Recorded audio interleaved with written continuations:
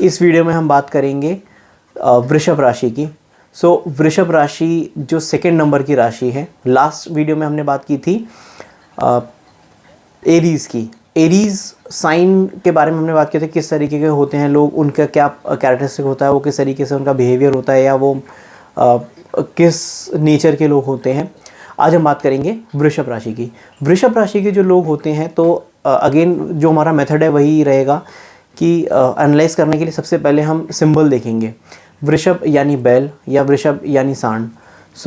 जो सिंबॉलिक है, ये एक एनिमल के कैरेक्टरिस्टिक्स के ऊपर हम देखेंगे कि उस एनिमल के कैरेक्टर्स को कैसे कैरी करता है इंसान। और सेकेंडली जो इसका साइन का जो एक किसी भी साइन के जो एलिमेंट्स होते हैं, 4 एलिमेंट्स हैं, fire, earth, air and water, which means अग्नि, पृथ्वी, वायु और जल। आकाश एलिमेंट की राशि कोई नहीं होती है, क्योंकि सारी हम कॉस्मिक एनर्जी अर्थ के एलिमेंट्स के बारे में बात कर रहे हैं।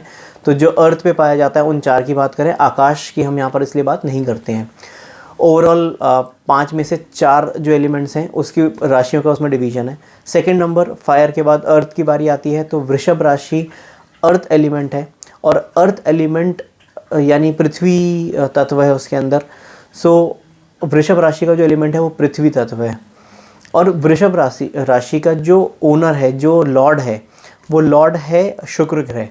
अब ये 3 चीज़ें हैं, इसको हम कंबाइन करेंगे और इसके बेसिस पे हम ये देखेंगे कि किस तरीके से इसका प्रभाव होता है ऑन आवर पर्सनालिटी।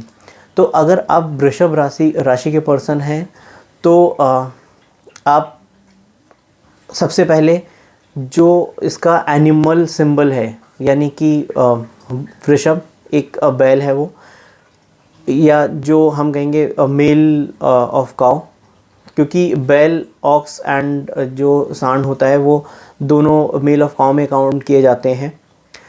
तो अगर आप देखें तो जो वृषभ है वो एक आलसी, उसको देखें एक जगह खड़ा है तो वो खड़ा रहता है, वो वहाँ से हिलता नहीं है, वो अपनी मर्ज़ी से ही हिलेगा, आप उसको धक्का मार के नहीं हिला सकते। तो सबसे पहले जो वृषभ राशि का कैरेक्टरिस्टिक है, जो अपीयरेंस रहेगा इंसान का, वो यही रहेगा कि उनके जो मेंटालिटी है, आप उनके ऊपर अपनी थिंकिंग या अपना क्योंकि हम मून साइन की बात कर रहे हैं, तो हम यहाँ थिंकिंग किस तरीके की होगी, आप उस व्यक्ति को उसके विचारों से नहीं हिला सकते इतनी आसानी से, वो अपने विचार खुद बिल्ड करता है। दूसरा जो स्पेशल कैरेक्टरिस्टिक वृषभ का है वो ये है कि जब एक सांड आपके पीछे पड़ जाता है और वो आपके पीछे दौड़ना शुरू करता है, तो आप बचना मुश्किल है उससे। और वो जो एनर्जी है, तो एनर्जी से लेडन होते हैं लोग, लेकिन जब इनका मन जहाँ करता है वहाँ ही अपनी एनर्जी को डाइवर्ट करते हैं। ये सबसे इम्पॉर्टेंट है, क्योंकि अगर आप इनको कह रहे हैं ये करो, तो वो पहले खुद देखेंगे क्या मुझे ये काम करना चाहिए या नहीं करना चाहिए। और जब ये देख लेंगे कि हाँ ये काम करने से बेटरमेंट है, या ये काम करने से वहाँ पर इनका लग जाएगा, तो वहाँ पर जो रिज़ल्ट निकलेंगे, आप देखिए एक बैल पूरा खेत जोत लेता है अकेले के दम पर। 2 बैल, इनफैक्ट एक अगर आप देखें तो अब 2 बैलों के पीछे भी हिस्ट्री में ट्रैवल करते थे लोग या कुछ भी करते थे, तो बैल की बहुत इंपॉर्टेंस है, एनर्जी के लिए वहाँ यूज़ होता था। हॉर्सेस का भी यूज़ होता है, बट हॉर्सेस का स्प्रिंट मारने में, तेज़ दौड़ने में वहाँ पर होता है, बट बैल इज़ जो कोहलू से तेल निकालना है, तो कंटिन्यूस जो एफर्ट होता है, एक बार लगन किसी चीज़ की लग जाए इन लोगों की, तो ये उस चीज़ को अंत तक ले जाते हैं, पूरा लगन से करते हैं, उतनी एनर्जी इनके अंदर होती है।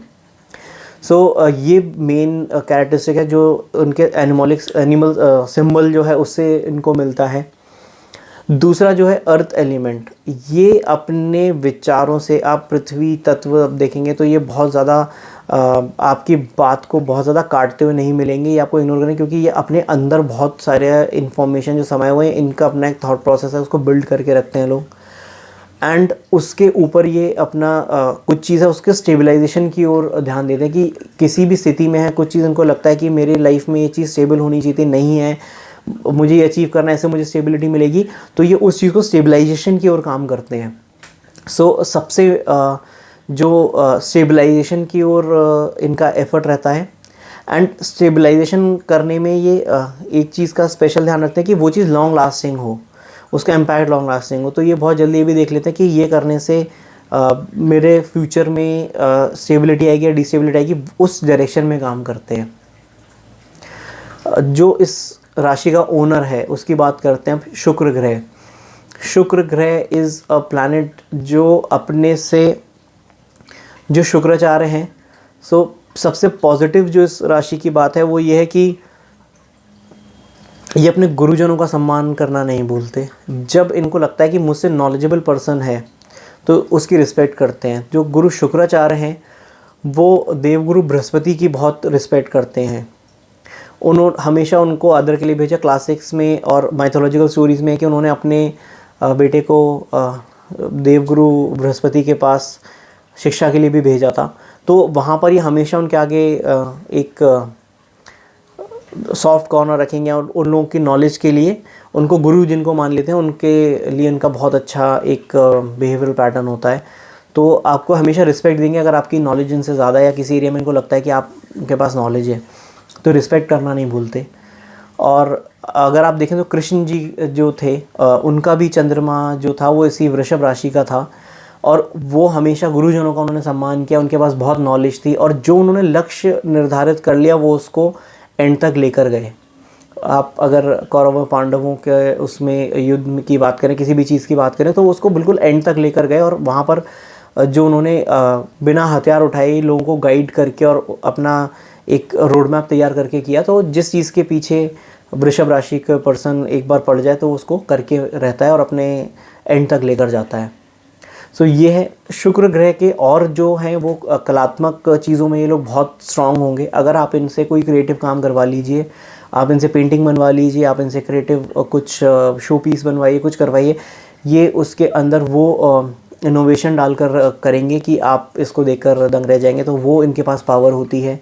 संगीत हो या फिर, और संगीत अगर मैं बोलूँ तो ये इट इज़ नॉट ओनली कि जो बॉलीवुड के गाने हैं, इट इज़ जो डीप कोर में संगीत होता है या क्लासिकल डांस हो गया या कुछ भी डीप नॉलेज रिलेटेड जिसके अंदर नॉलेज इन्वॉल्व है, उस तरीके का जो कलात्मक काम होता है उसमें ये लोग माहिर होते हैं और ये उसको अंत तक लेकर जाते हैं उस काम को।